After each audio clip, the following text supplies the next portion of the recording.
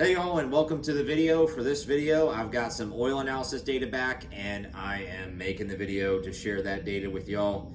So it's on the Shell T5 in the 5.9 Cummins. Now I've done this same comparison, Shell and Schaeffers here, with the 6.7 Cummins, the 6.7 actually behind me right now. And Shell held its own in that test. It trailed in the iron wear, cylinder wear category, but otherwise it did really well. What would the results be with the 5.9 engine? Would we see the exact same results? Would Schaeffers be better?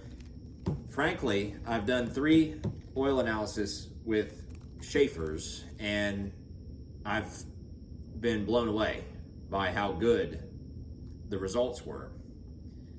So it was going to be tough for Shell T5 to put up some good numbers, I thought.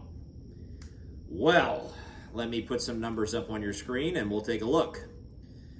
So here is the screenshot of all of the analyses we've done on the 5.9 Cummins. And on the right, the 3 at 11,000-ish miles are Schaeffers.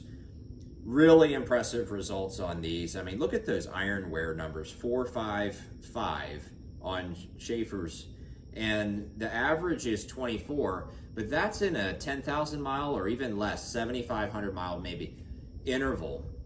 According to Blackstone, actually, hang on, I'm scrolling up on my screen, they say the average interval for these is 6,700 miles, so that's their universal average there. 6,700 miles, you expect to see 24 parts per million of iron wear, and we're seeing 4 or 5 parts per million in 11,000 miles on this truck.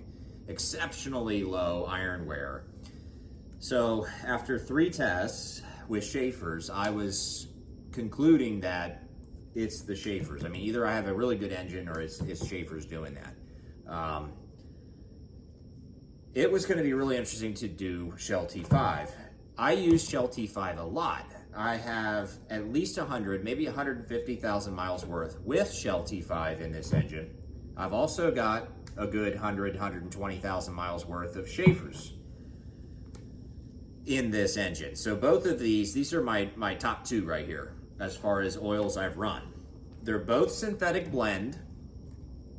Shell is probably a group 2 and 3, but Schaeffers is your group 2 and 4. So you get some PAO in the Schaeffers. But back to the results. Look at this for Shell. Shell has 10,401 miles, so it has a 600 mile advantage in this test. But probably not going to change these numbers much, that extra 600 miles. Aluminum at 3, that's a tie for the best that we've seen. Iron at a 4, that's a tie for the best that we've seen. So unlike on the 6.7, in the 5.9, Shell kept the iron wear down just as well as Schaeffers did. I'm surprised. Other things that stand out to me here. So the tin, we did see that little tin come back again. I'm kind of watching that one because it wasn't present before. Not significant though, and quite in line with the moly. So Schaeffers is known for having a lot of moly in. It's got that micron moly. That's one of their anti-wear additives. Shell T5 has some moly, but usually I would not expect to see 96 parts per million. I'd expect to see more like, I don't know, 40. I did a test at one time with unused oil. Shell T5 had a little bit of moly in it. T4 and T6 didn't though. So it's one reason why I like the T5 out of the 3 shells. But here, coming out with 96, I'm surprised to see that. So unless they've changed their formula a little bit since I did those tests back in, I think it was 2020, it's been some time. You know, Shell T4, this is a side note, it's a synthetic blend now, like T5. When I did that test, it was all conventional back then. So that's a new thing. Other results that we saw here, you can see the boron here. It doesn't have as much boron as the Schaeffers does for anti-wear, but evidently it doesn't matter. The aluminum, the iron, they were all low. I don't see anything on here. The silicon's a little higher. The sodium is in line. And then you look at your detergents, your calcium and magnesium. It's really similar to a similar formula to Schaeffers. Real high on the calcium, and I expected to see more magnesium in Shell T5. That's the thing. But phosphorus and zinc, kind of comparable. Very comparable. I'm a little less zinc, perhaps. But the phosphorus is right there in line with Schaeffers. And then if you look at the other items, everything looks really good across the board. No fuel, no antifreeze, no water. The insolubles, basically undetectable. In fact, it looks better.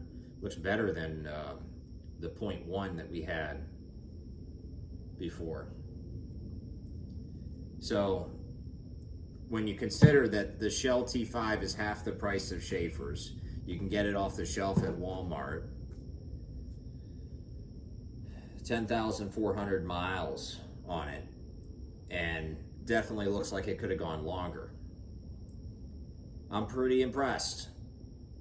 That, I mean, it literally just went toe to toe with Schaeffers. As much as I love Schaeffers, at half the price, you're not missing out on much, according to this test. Anyways, thought y'all would find that interesting.